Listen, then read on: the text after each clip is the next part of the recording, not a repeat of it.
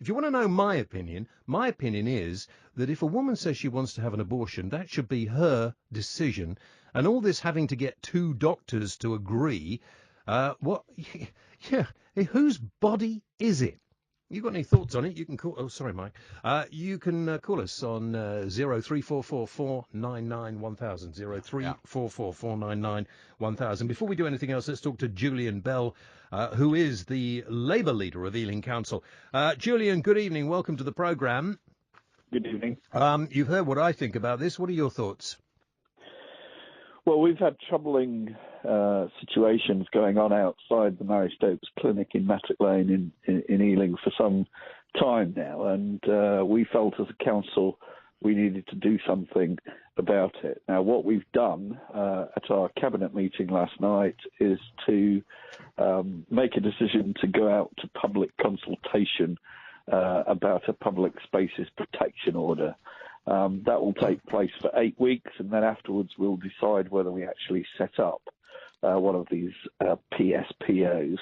And we think that this is probably the best tool that we've got available in order to stop women who, as you've said, are very, very vulnerable, being stopped and harassed and intimidated as they try to access these legal services. So if we make that decision after the consultation, it would stop those people from approaching users of the clinic. It would stop them using graphic images that are distressing to the women, stop any kind of vigil or protest outside the clinic. Can I ask you as well, what about other residents who live in the vicinity, Mr. Bell? I mean, how do they feel about these demonstrations outside? Have you had any complaints or any contact from them? We certainly have. These vigils demonstrations have been going on for over 20 years. And in the summer, we had a petition of over 3,500 people locally who said that something needed to be done and that they were not happy about it. So, yes, it affects the quality of life of the residents who live on Mattock Lane, as well as it being intolerable for the women themselves. And also, I might add, the staff who run the clinic too. Why has it only just been thought of? Well, that's a very good point, Mr. Ash. Yeah, why has it taken 20 years? I think what's happened is it was quite low-key for many, many years, and in the last year or so it's increased in both the frequency and the numbers of people attending these vigils, so it's almost 7 days a week now. And what also happened was a group of local women called Sister Supporter decided that they were going to set up a kind of counter organisation and demonstration in order to highlight the unacceptability of what was happening. So we've responded to that, and we're now wanting people to respond to our consultation. Julian, stay with me for a moment. I want to talk to Anthony McCarthy, who is the author of Ethical Sex. Now, you're not one of the demonstrators outside the Murray Stopes Clinic, are you, Anthony? I'm not, although I wouldn't characterise them as demonstrators either. What would you characterise them as? Just a plain blessed nuisance, I suppose.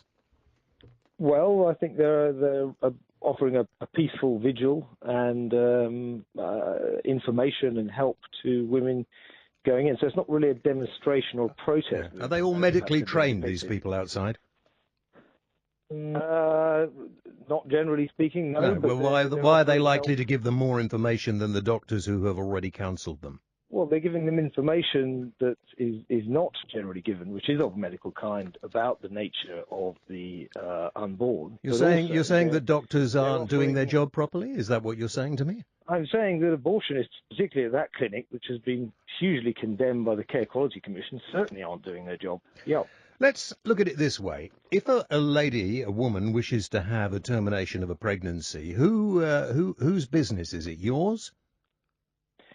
Well, in order to answer that question, we have to really look at what's going on. I mean, you can't answer a question like that unless you know what an abortion is, what's happening. Of course you can answer a question like that. And the interesting thing is, if somebody could get an abortion as soon as they thought they were pregnant, the morning after pill is a great thing, I think, for people who suddenly find that they are in a situation they don't want to be in. But surely the best thing for a woman is to get an abortion as soon as she can. Well, what is an abortion? It's the deliberate ending of a new human life at an unborn stage. So you would like to force anybody to have a child they don't want, an unwanted child? You're quite happy with an unwanted child coming into the world? Well, I think I live by a particular principle that you should not deliberately destroy innocent human life. So that applies across the board. Would be great, wouldn't it, if we lived in a world without wars as well, and everybody was nice to everybody? That would be brilliant. I would love that. There are laws of war, and there are laws in this country which are concerned with protecting innocent life, and I think we should have laws that protect life from conception to natural death. So, sadly, if you had a young daughter who was raped, you would insist that she would have a child? I certainly don't think that abortion would be an answer to that situation. No, So that if you had a young daughter who was raped, then you would insist that she had that child, yes or no? I would say that she should not kill her own unborn child. Well, I hope very much you're never in that situation. I think that she should be supported as much as possible, and hopefully talk to many of the women who have been raped, who've gone on to have their child and have never regretted it. Yeah. And of course, if somebody wishes to have, it's got absolutely nothing to do with you. If a woman decides she wants to terminate a child that she doesn't want to bring into the world, I mean, what on earth has it got to do with anyone other than the woman concerned? Well, if we said, say, a woman in a particular very distressing state wished to kill her newborn child, which is still, connected to her, and she's breastfeeding it, things like that, I would say that has to do with our society. I don't see any radical difference between the baby a few minutes after it's born and a few minutes before it's born.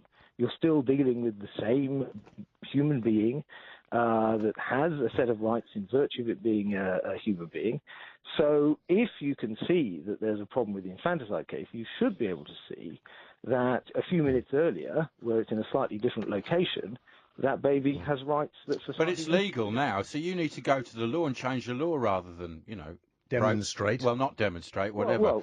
Demonstrate is the right word. I mean... Well, look, what these people are doing outside there, just to get to this, is offering peacefully help to women who, a good number of whom, have gone on to have children. You can go on YouTube to the Good Counsel Network, which is the group, and you will see. I'm sure you can. You really need to hear this. I don't really need to hear it at all. No, you're annoying me. Thank you very much indeed for the moment.